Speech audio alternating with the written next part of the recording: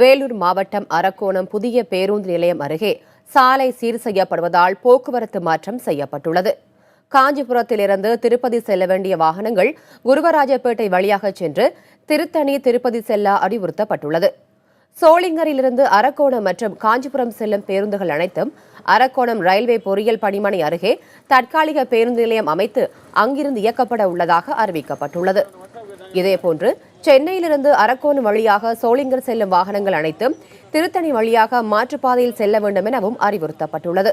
இந்த போக்குவரத்து மாற்றம் 9ஆம் தேதி வரை நடைமுறையில் இருக்கும் என நெடுஞ்சாலைத்துறை தெரிவித்துள்ளது.